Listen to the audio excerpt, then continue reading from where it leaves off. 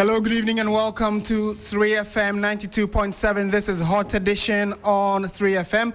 We are live around the world on 3news.com. Coming up this evening, Ghana Education Service interdicts a teacher of Okajakrom Senior High School for alleged sexual misconduct. We'll tell you more about this particular development shortly.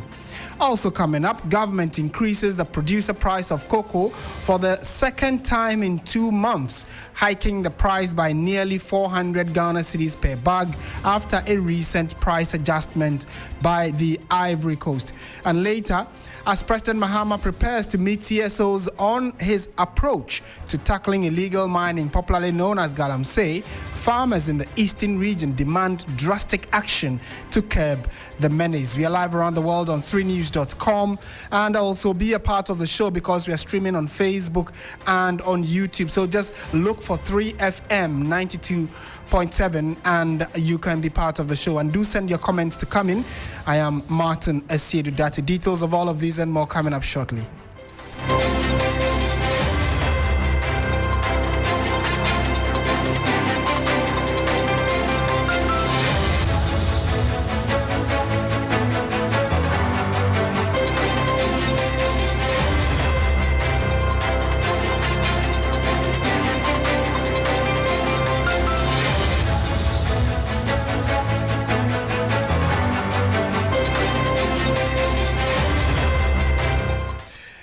Right, so before we delve into the details, let's hear what's happening in the news summaries.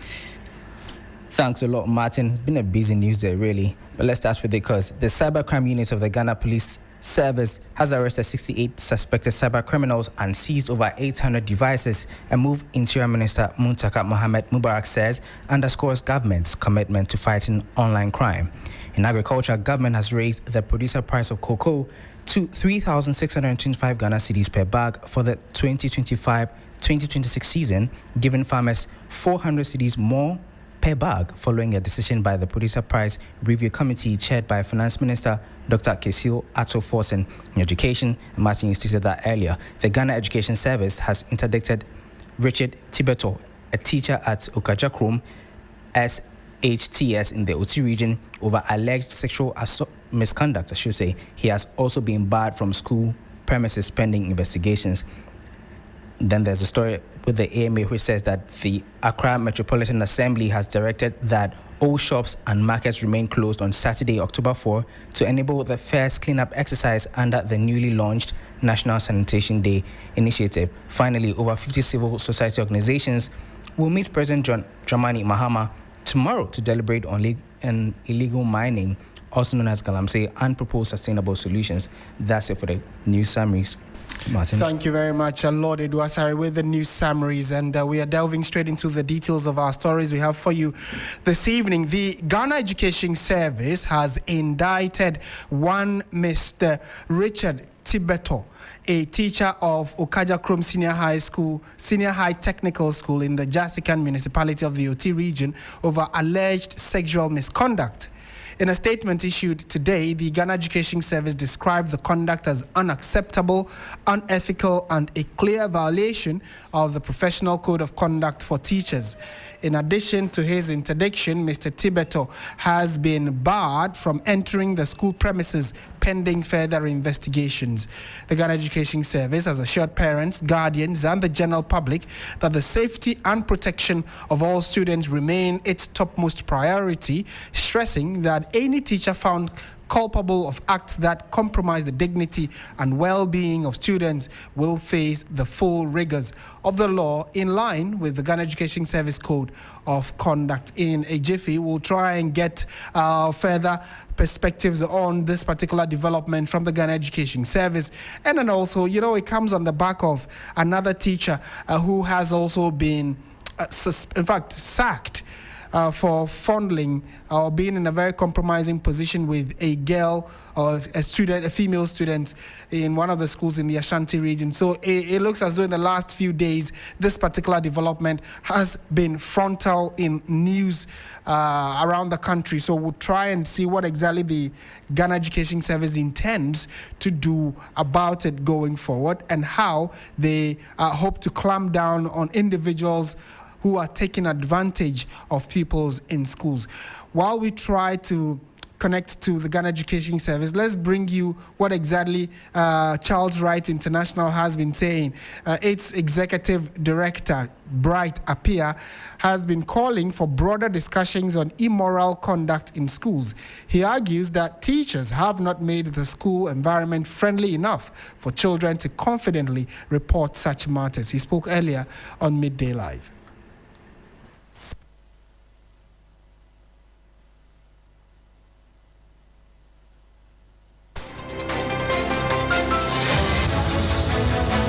Right, so try and get you that sound of what exactly Child Rights International has also been saying on this particular issue. And again, you know that the stakeholders within the education sector have also been sharing thoughts on it. Let's find out what exactly the thoughts of the Institute for Education Studies, IFEST, has on this issue that seems to be creeping in. Every now and then you hear such reports. Is it that the guardrails that are supposed to prevent these issues are loose or are not as active as they used to be? Or this is actually something that has been happening and it is that current day or modernity is why we seem to be hearing and seeing these developments in recent times? Dr. Peter Pateanti is Executive Director for the Institute for Education Studies, IFEST. Doc, good evening. Thank you for joining us on 3FM. Good evening, Martin. This is the second time this week that we are hearing such a report of a male teacher having or being in an uncompromising position with a female student. And again, we know that your person and your outfit, you've done works around the country with many of such institutions. Is this a widespread situation or this is actually isolated? Something that really happens in most of our schools. And I remember 3 years ago, we did a work with Girls Excellence Movement on challenges that face in the education at the pre-tertiary level. And one of the factors that stood out strongly was this issue of maltreatment or molestation that girls experience with their teachers. So for me, based on that research output, I would say that it is something that is widespread. And so if it is widespread, the next question then would be, is it that it is a growing trend or it has already been in existence, but it is in modern, now that we are hearing of it a lot more? Yeah, it's because of the social media issues that we are now hearing more of it. One of the things that stood out with my interaction with the respondent for that particular study was the fact that mostly they do not know who to report these things to. And because of that, most of these cases are kept to themselves because they fear to be victimized in that particular perspective. And the report was called as Sheltered but Exposed. And we use that heading or topic because we felt that when children when girls are taken to school, they are supposed to have a shelter there, a place where they are supposed to be protected and guided. However, while they are still supposed to be under that protection, they are exposed to a lot of exploitation in their activities. But they are not able to bring it out because of the societal reaction. So what social media has come to do is to help put some of these things out and then spread it widely for people to hear of it and then talk about it. Do you believe that current disciplinary systems that are in some of these schools are strong enough to deter this behavior? Well, I think that is if even individual schools have them. That's what they have been working with over the years. People have had challenges with it. People complain that you can't ask a teacher or you can't transfer a teacher from one school to the other in such a situation, because the other school that is going to, there are also people there who there are students also in there. But I think that is what GS works with. I think what we will need to do is to look at the NTC angle, which looks at after the person has been exposed, has gone through proper disciplinary procedure and found to be guilty. That person can, the system can revoke the license that the NTC has given the person. So for me, it will be a matter of enforcing the current laws and then maybe tightening it further to ensure that there's enough punishment for anyone involved in this practice. Right. And in conclusion, what role can parents play? Just in case an educational institution does not have these, guidelines for teachers who are coming in, parents who are key stakeholders also do have a role to play, no? And what would that role be? Yes, I think that 80 to 90% of preventing this lies with the parents. How are we bringing up our kids? Are we making them assertive enough to be able to speak out when they encounter such difficulties? How do we collaborate with school authorities with our kids that are depicting or showing such behaviors? Because you know that in this kind of conversation, there are students that are also very, very, very stubborn in that perspective. So how are we bringing our children in that light to ensure that they are law-abiding and they are obedient, but assertive to the extent that when they are being exploited, they will be able to voice out? I said that my interaction with the respondents, the girls in most of the schools, tells me that in most instances, they do not know who to talk to because they fear that they will be victimized or they will be labeled as bad, bad girls or bad students. And so they keep it to themselves, and some of them would not even talk about it at all. So as parents, how do we interact with our children so that the little things that they experience, they're able to open up to us? So parents have got a lot of things to do. Teachers are supposed to be agents of care. They are in a position of trust, so they are supposed to be professionally relate with these students. And so we should encourage teachers to continue to be professional in their dealing with the students, and also link with parents when they feel that the student is going overboard in that perspective. So this is supposed to be a collaborative effort if we really want to deal with this situation in our senior high schools. Doc, pardon my last question again. There's this issue about persuasion by some of these students. When I'm just trying to play the devil's advocate here. So you are a teacher, you are in school, and sometimes the teachers themselves become victims.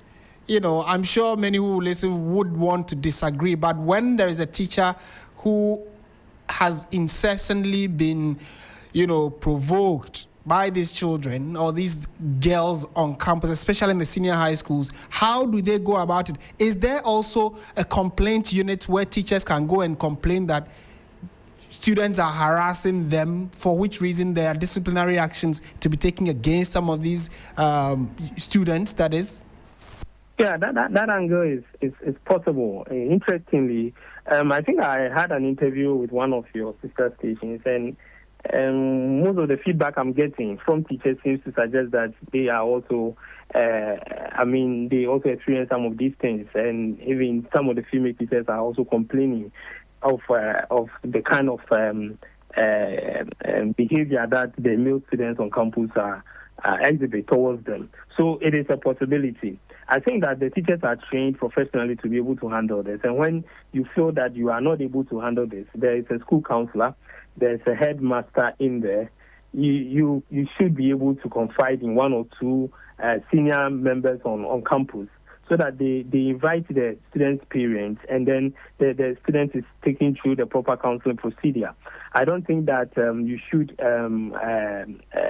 use that as an opportunity to go against your professional ethics and code of conduct. I think that if you are being harassed, you go through the proper process of reporting to a senior person, a counselor on campus, right. And then the student will be taken through the proper procedure of ensuring that the student is put on check. Okay. So we cannot use that as an excuse when these incidents happen. I think that the teacher, in terms of maturity, in terms of professional status and everything, the teacher is at a higher level, right, and should be able to put himself together and deal with this situation when it happens. Professionally. Thank you. Certainly, I mean, that's a good call you make there. Thank you so much, Dr. Peter Partey-Anti, for your time this evening. You're welcome. He's the Executive Director of the Institute for Education Studies, IFEST, and has been sharing his thoughts on the news that we have, which is that the Ghana Education Service has interdicted one Richard Tibeto, a teacher at Okaja Krom Senior High Technical School, I should say, in the Jasikan municipality over alleged sexual misconduct. Earlier, we also had Bright Appiah, who is the Executive Director for the Child Rights International. He has also been speaking on this issue. Well, it's almost everyday activity that happens to children, to the extent that some children don't want to go to school, or they have to conform to what is happening in the system for them to be able to fit in. So it's a widespread issue, and we need a broader discussion on it to be able to have a policy to address it. If not, children will have to endure such a system before they complete school. Indeed, and one of the other problems is also that families and survivors do not want to come forward. Do we know why, and perhaps how this can be dealt with? It is because we've not made the school environment friendly enough for children to report. And the worst part of it is that parents also don't make themselves friendly enough for children to work with them and report such matters. So they have become their own protectors. They have to find ways and means to be able to endure the issue. And that, for me, it isolates the child from society, and it makes education that's supposed to build them up as another avenue of punishment that they have to go through. Because day in, day out, they see those people who commit such offenses against them in the classroom, and they even stand before them to teach them and all that. And you can imagine all the psychological issues that they have to go through. So more or less, the system is isolating children, and they have to deal with issues internally. And that's the voice of Bright Appiah, who is the Executive Director for Child Rights International. This is still 3FM 92.7. You're listening to Hot Edition. It is live from our studio here at Adesanwe Kandai in Accra. I am Martin Asiedu-Dartey. We're going on to our next major subject, which has to do with cocoa. Now, the government has announced an upward adjustment of the producer price of cocoa, offering a reprieve to farmers for the 2025-2026 season. The new price has been set at 3,625 Ghana cedis per bag, equivalent to 58,000 Ghana cedis per ton, effective the 3rd of October, which is Friday tomorrow. This represents a 12.27% increase over the 3,228 Ghana cedis per bag price, which was announced just 2 months ago, which is in August. The decision was reached after a meeting of the Producer Price Review Committee on Cocoa, chaired by the Finance Minister, Dr. Christabel Atuforsen. It has also come 2 days after the world lead producer and Ghana's neighbor, Ivory Coast, increased the producer price to 2,800 CFA, or CFA franc, I should say, per kilogram. This revision means a Ghanaian cocoa farmer will earn approximately 400 cedis more for every bag of cocoa sold compared to the initial price set for the season. The August price was pegged at 70% of the average gross free on board or FOB price for $7,200 per ton on the world market. So the Minister for Finance, Christabel Forson, said that the margins, fees and rates for all other stakeholders, including the Ghana Cocoa Board, will remain unchanged despite the price hike for the cocoa farmer. Let's listen to him and then we'll come and try and get some perspectives to this issue. On the basis of the changes that we have affected to the forecast, the government has taken a decision to increase the producer price of cocoa to 3,625 Ghana cedis per bag, or 58,000 Ghana cedis per ton. This simply means that per every bag purchase, the cocoa farmer is getting 400 Ghana cedis additional.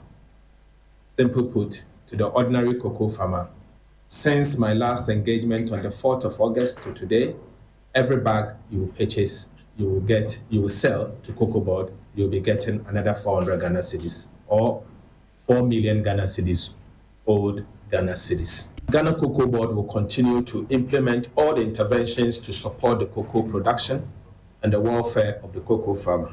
In particular, Cocoa Board will intensify the supply of free cocoa fertilizers, both liquid and granular, free insecticides, free spraying machines, and free fungicides, and free flower inducers to the cocoa farmer. In addition, Cocoa Board is on track to implement the new tertiary education scholarship scheme for children of cocoa farmers in the 2026-2027 academic year. And that's Finance Minister Dr. Christabel Forson, giving the breakdown of what the new cocoa price is in terms of how much farmers are going to be benefiting. Let's go to the phone lines now and engage Obed Owusu-Adai. He is the co-convener for the Ghana Civil Society Cocoa Platform. Mr. Owusu-Adai, good evening. Thank you for joining us on 3FM. Thank you for having me, Martin. We know that in August, government announced cocoa prices, an increment. There was some kind of discontent with the amount that government mentioned earlier. Now we have an addition. So in a period of 2 months, we have an increase again. What has the reaction been generally on the platform and from the cocoa farmers generally? Well, thank you once again, and good evening to your listeners. It is interesting that within a space of 2 months, or actually less than 2 months, there have been increment of cocoa price twice. We said this during our press conference when the initial price was announced, that the price that government was giving us did not reflect the conditions on the ground. And that the dollar rate that they were using at that time, 10.25 rate, was an artificial figure, and that it was not a true reflection of what the economy was. Again, it seems to it presupposes, or it's beginning to show that Ghana is doing a reactionary kind of policy intervention. That they see that the Ivorians have increased their price so quickly, they are also increasing it so that it prevents potential cross-border smuggling. In as much as we welcome the increment, we think it's about time that we had a proper and well-structured way of announcing prices or calculating the farm gate price to avoid these knee-jerk reactionary announcements that is happening. We welcome it, but we still think concrete and permanent kind of solutions need to be put in place to avoid these occurrences. What would the exact figure be? I'm sure you also have done your own calculations based on all the factors that influence how much a bag of cocoa should go for. From your perspective, how much should the ideal bag of cocoa go for now? We did say it in August that we were expecting not less than 4,000 Ghana cedis for a 64 kilogram of cocoa. So one bag of cocoa should go for not less than 4,000 Ghana cedis. We still stand by it, and in fact, we are even now more justified based on the trend of the dollar to CD, what the dollar and the CD, the mathematics, and then the calculations around it. We still stand by that figure that government ought to be paying farmers not less than 4,000 Ghana cedis per bag of cocoa. We have 2,800 CFA franc for Ivory Coast cocoa farmers. Comparatively, is that higher or lower, or probably on the same scale? Well, so depending on which calculation or the exchange rate that you use, it will presuppose that the Ivorians are paying a bit higher than Ghana. I think this was even brokered by the Bloomberg News portal a couple of days ago, even before this announcement came up, that they were setting the price a little higher than Ghana.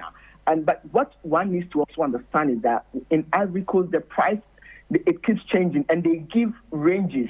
So the price that they have announced is the minimum that the traders need to pay the farmers or the cooperatives. And so unlike Ghana, where it is a fixed price, in Ivory Coast, this price that is announced is the minimum, meaning that based on the competitive advantage of the cooperative and the farmer groups, they can get higher from the traders. That is where the difference is. And maybe my last two questions before you take leave of us. Comparing the current price government has given, have you been able to interact with government, or based on what government has said, are you able to identify what key challenges government is referring to when it says that based on all... Maybe not directly, but we are in the sector, we've been in the sector for a long time, and we know some of the challenges. The fact that Cocoa Board is indebted to a tune of about $38 billion, and that there is a backlog of unsupplied contracts that they inherited. And we do understand, we know that these problems exist. But even with all these problems of unsupplied contracts that now is almost about 180,000 tons that they need to supply, and also the debt situation of problem persists. And we are also mindful that if we open the space to other buyers, there could be a potential of traders cheating farmers. So we do know that Cocoa Board plays a very, very important strategic role in regulating the space, but that should not come at the expense of the farmer. Would you advocate, not just you, but do you think that it's time for a review of the law? Well, for the law, it's way long overdue. It's 41 years now, and it hasn't seen any major review. Even though we want to see it reviewed, I think the strategic role Cocoa Board plays as the marketer of beans, that is a role that we will not be quick to take away from them, because we have seen in situations in other countries where it is liberalized how the traders and private sector is treating the farmers. So yes, we know Cocoa Board plays a very, very important role, but we are saying that role that they play should not be a basis for cheating farmers of their hard-earned money, because you need to go to some of the communities to see the standard of living of these farmers, and so it's unacceptable that due to the inactions or actions of Cocoa Board, farmers should suffer this kind of losses. So we are saying that the law is long overdue, but the marketing role of Cocoa Board should still remain, even if we review the law. Pleasure talking to you this evening. Thank you so much for your time, Obed Owusu-Adai. Thank you very much for having me. And you heard the co-convener of the Ghana Civil Society Cocoa Platform, Ghana Civil Society Cocoa Platform, and the co-convener is Obed Owusu-Adai, giving us their own analysis and thoughts on this new cocoa price that has been announced by government. Now, every bag of cocoa is going for 3,625 Ghana cedis, and it means that if you sell one of that as a farmer, you're getting 400 Ghana cedis more. And this is in less than 2 months that another upward review has been announced by government. But the farmers say that no, they think that a lot more could still be given them. And they had actually pegged it at a minimum of 4,000 Ghana cedis per bag. That's quite interesting. But we'll see what the general reaction to this will be across the country, especially in cocoa growing regions and communities. This is 3FM 92.7. You're listening to Hot Edition live from our studio here at Adesanwe Kanda in Accra. We're shifting our attention to some other stories this evening. And resign voluntarily or we will mount pressure on the government to remove you. This is the call of the minority in Parliament on the Communications Minister Samuel Nartey George, accusing him of inconsistency in the ongoing standoff with MultiChoice over DSTV subscription charges. Addressing the media in Parliament, earlier today, Member of Parliament for Iberium and Deputy Ranking on Parliament's Communications Committee, Charles Oredu, questioned the U-turn and the minister's stance on the matter. Grace Hamo-Ajiman has more in this report. Since August 2025, the Minister for Communication, Digital Technology and Innovations, Sam George, has been advocating for a 30% reduction in DSTV fees. He argued that the significant price disparity between the premium bouquet, which costs $83 in Ghana, compared to just $29 in Nigeria, was a short change for Ghanaian subscribers. But a recent package upgrade announcement by the minister has moved the minority to question the minister's stance on the upgraded packages instead of cutting prices. They want the minister to apologize to the nation. For this display of ineptitude, incompetence, and penchant for deceit, we of the minority demand that 1. The minister render an unqualified apology to Ghanaians for the waste of the nation's time and resources on this venture. We call on him to account for the fines levied on DSTV. We deem him unfit to continue as the minister for this strategic ministry of communication, digital technology, and innovation, and therefore call on him to resign or for His Excellency the President to fire him. The side is recommending to government to create a favorable environment for private businesses to thrive and for customer benefit. What you need to do is not forcing them to reduce, because DSTV has also come out to tell you that cumulatively they pay taxes close to 28%. They pay VAT 15%. They pay Get Fund 2.5%. They pay NHIS 2.5%. They pay CST, Communication Service Tax, 5%. Then they also pay 3% on the decoders they import. So, 28%. In the case of Nigeria, it's only 7.5% that they pay to the government of Nigeria. So you see the disparity. So there is no way you can get them to reduce the price out to the levels of the Nigerian market. It's not possible. And so for them, this is not the end of it. They are going to mount pressure on government, indulge in other advocacy activities to ensure that Ghanaians or subscribers get value for money for what they pay. Grace Hamo-Ajiman, 3FM News, Accra. And so that's quite a controversial subject, still in the trends on social media, and many of you are still sharing your thoughts on it, and we're happy that you actually have the opportunity to let us know what you think of this DSTV Communications Minister debacle and the back and forth it has generated.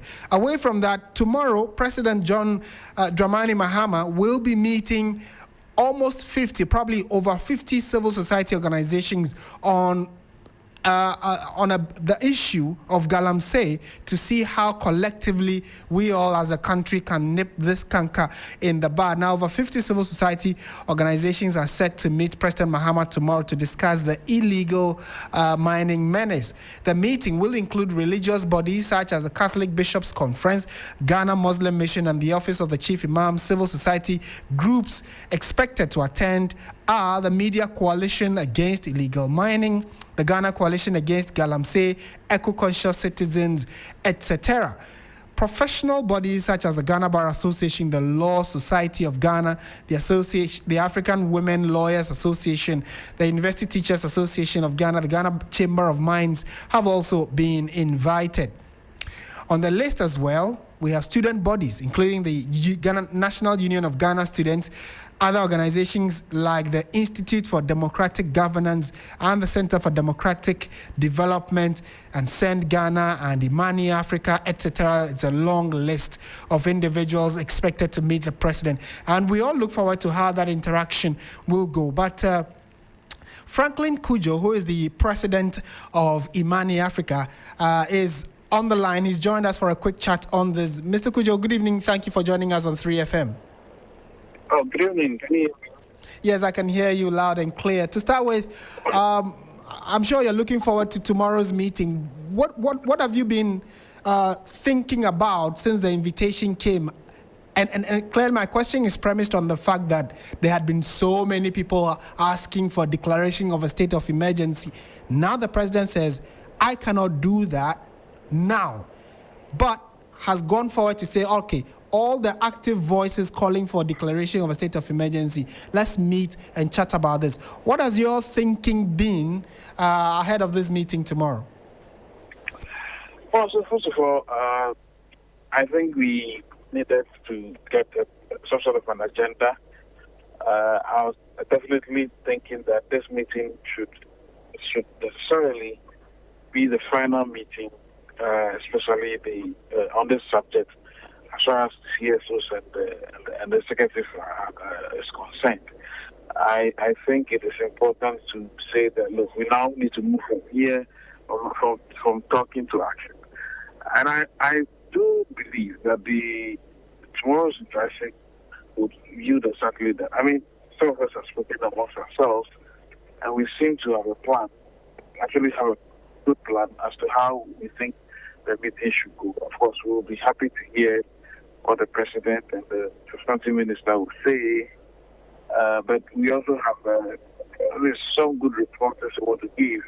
The responses based rooted in reality and practical and pragmatic. So I am sure that tomorrow we will definitely give our due, and then ensure that at the last time this matter will be put to rest. Because, quite frankly, what is going on? I mean, it's just a travesty. It's sad. I mean, and I think we all need to quickly not mobilize and get this thing sorted. I don't think one person can do that, but we really need to.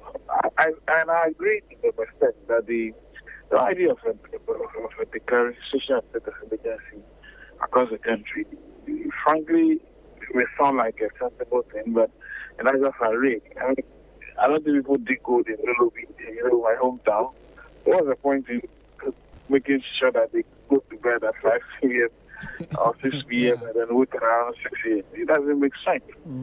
I think it is important that the targeted areas that the President suggested are the ones to be cleared. And in that regard, which means that if I request that, of course, what it means that probably have a bit more resources to fight it, because so many people are using it, and I think it is important that we restructure exactly how people who have been, should I say, employed or appointed to fight the movement one way or the other, whether it's blue water ocean or whatever. I think clearly we need to get these people some sustainable, some I don't know, what should I say? I mean, some level of confidence that they say that, look, we want to stop and say that we have sustainable life.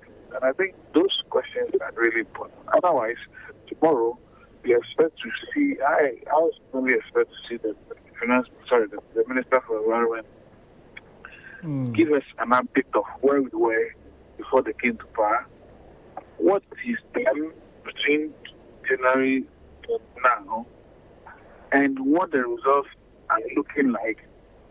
Then we go forward, and the next one we'll ask is, okay, now we've come here to discuss and make suggestions. What do you know? We want to see action. So every month you can give an update. You don't need to come here. We have to have an update. You can be on TV and listen. Otherwise, for me, if I don't see action the next month, then I may not attend any. Yeah, I mean, not and that's where, well, that's another aspect of this, where several meetings have been held, symposia, conferences, seminars, etc. on this, but it looks as though this is the first such meeting that the president himself is convening, and to the extent that we've lost lives.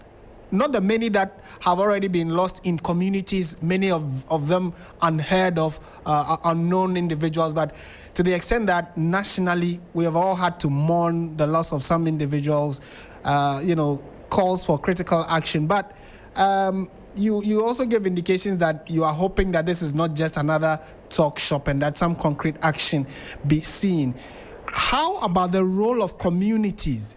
These communities where these activities happen, per the list I've seen or the invited institutions, do you think we could have found a way to engage maybe traditional leaders or opinion leaders in some of these communities? Because they are living the everyday experience of the Galamsey activities, no? Well, I think it is most likely. I'm not confirming, but it is most likely that the president would meet those interested groups as well. So, rest assured. I think it's a very important point to make, because that's where the Galamsey is found. If you are a king and a chief, and people are just digging holes around you, all of a sudden, they start digging holes around you, and then you realize that you have no control, you have no land. So I think I'm sure there are plans to meet all these various interested bodies as well. So let's hope for the best. Right. Okay. We are all anticipating what tomorrow will bring. So we'll leave it here and probably talk to you after the meeting. My pleasure. Thank you. Thank you so much. Franklin Kujo is president of Imani Africa, and his institution, that is Imani Africa, is one of the about 50 CSOs that have been invited by President John Mahama so they can jaw on how to deal with the illegal mining menace, which has left several of our citizens dead, many children with all sorts of medical conditions, and the fact that water, what we all need on a daily basis, we are likely to start importing water into the country. Is a major concern that we all need to be worried about. And the fact that in the last few days or so, we have also been told that food items we consume, although we are far away in Accra, most of our food items come from the hinterland, the other regions where these Galamsey activities are rife. So if those food items are already heavily contaminated, then it means that you think you are far away from the problem, but the problem is right on the plate in front of you. So we need to see concrete action. And tomorrow we'll try and keep very close ears on how the conversation will go with the president and update you so that you can also be a part of this national clarion call for a fight against illegal mining. This is 3FM 92.7. You're listening to Hot Edition, and I am Martin Asiedu-Dartey. Let's go on to some other stories now, still quite related to Galamsey issues. Earlier today, we had the tragic report of a mining pit that collapsed in Kasotie, in the Twimamponya district of the Ashanti region. And we are told that the mine collapse has claimed about 5 lives, and some persons probably are still being rescued. The incident happened Wednesday night. Rescue teams led by NADMO with support from local volunteers managed to pull 8 others out of the pit alive. The survivors are receiving treatment at the Nyinahini Government Hospital, and rescue efforts are still ongoing. And it looks as though this is a very, very disturbing issue. Well, these individuals went out to undertake their regular everyday mining, which from all indications was an illegal activity. And if you are doubting what we are saying, just log on to our Facebook page and you would see the visuals of what exactly happened in the area where these individuals have been mining illegally. Unfortunately for them, and some would say fortunately for the country, the pit collapsed. Those that were trapped in it, 5 of them were pulled out, but they had died as a result of suffocation in the pit.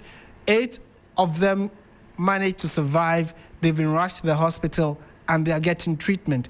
But the big concern is, what exactly is it that they are not hearing or seeing, for which reason they still continue to engage in this illegal activity?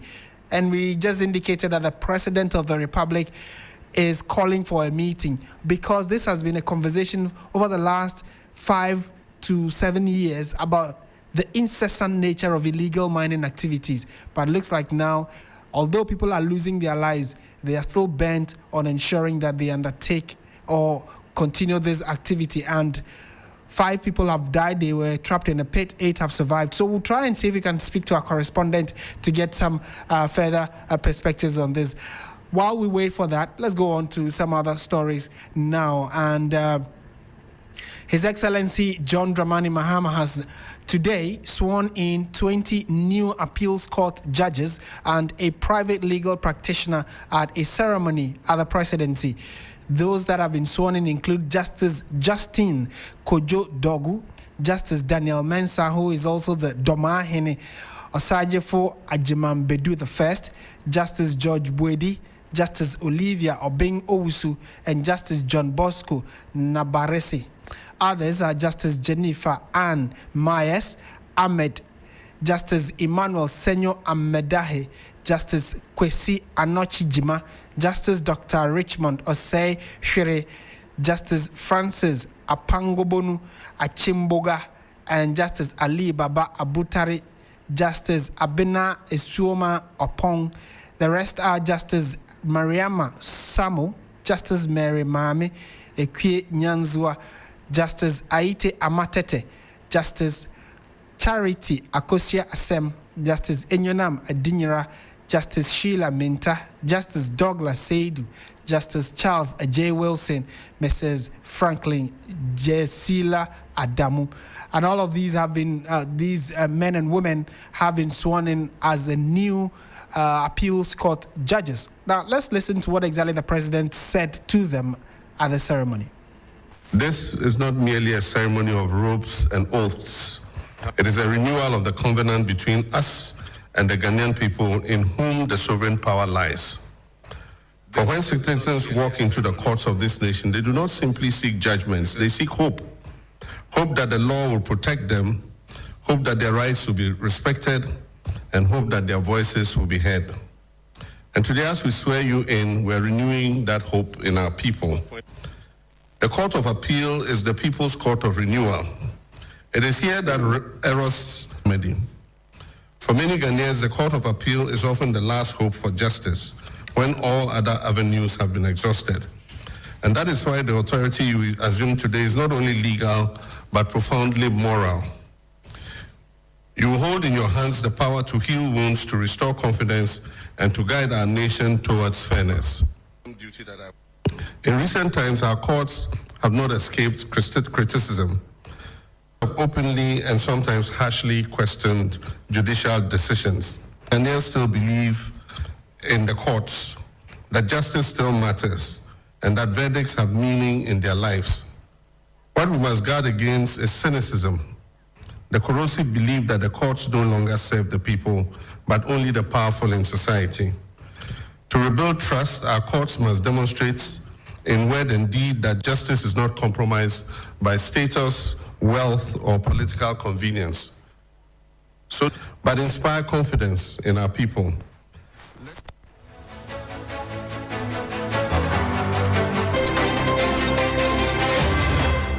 Hello, good evening, and welcome to the business segment on Hot Edition on 3FM 92.7. Coming up tonight, government raises cocoa producer price by additional 400 cedis per bag for 2025-2026 season amid strong early deliveries. I am Bismarck Kausa. This headline story and others lined up for you. Please stay.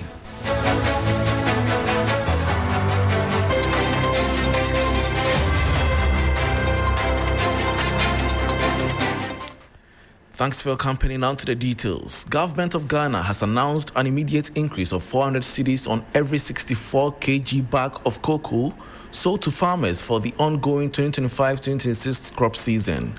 Finance Minister Dr. Asiedu-Dartey made the announcement earlier today. The following report has the details. The Finance Minister explained that the review was necessary to significantly improve the financial well-being of farmers and was informed by recent changes in the government's commodity forecast. 3,625 Ghana cedis per bag, or 58,000 Ghana cedis per ton. This simply means that per purchase, the cocoa farmer is getting 400 Ghana cedis additional. Dr. Atufosin assured continuous monitoring of world market trends to ensure farmers benefit appropriately. The move comes as Ghana accelerates its crop season to better reward farmers and curb smuggling. According to a Bloomberg report, cocoa deliveries to warehouses in August more than quadrupled year-on-year, a result of the early season start, which provided farmers with crucial early cash, and for the 2025-2026 season, up from 600,000 tons in the previous harvest. Moving on, Ghana has made a significant leap forward in its disinflation drive, with new data showing that price increases for both locally produced and imported goods are declining, according to the Ghana Statistical Service. Inflation for domestic goods stood at 10.1%, while inflation for foreign goods recorded a lower figure of 7.4%. Government statistician Dr. Alhassan Idrisu noted that this divergence highlights that imported items are currently experiencing a sharper reduction in price. Inflation for local items fell from 12.2% in August to 10.1% in September, a 2.1 percentage point drop. Inflation for imported items also eased by the same margin, from 9.5% to 7.4%. The stronger cedi and the falling global commodity prices are helping to keep imports cheaper, while local items remain costlier, possibly due to supply and distribution challenges at home.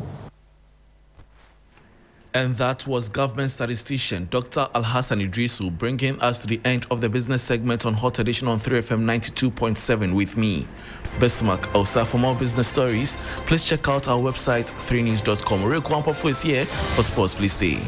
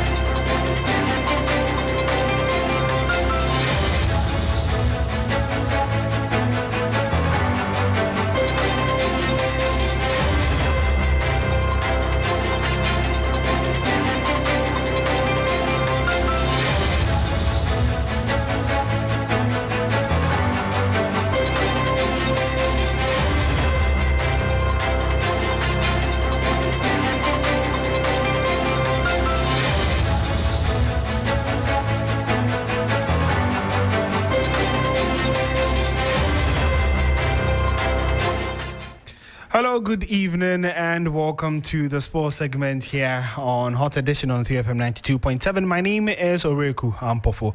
We start off from the Black Stars, where head coach Otoado has named Ghana's squad for the upcoming 2026 FIFA World Cup qualifiers against Central African Republic and the Comoros in the final two games.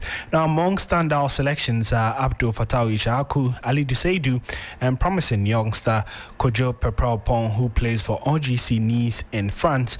My colleague Bilishen takes a closer look at the squad, highlighting the players making a return, the debutants, and some of the key omissions.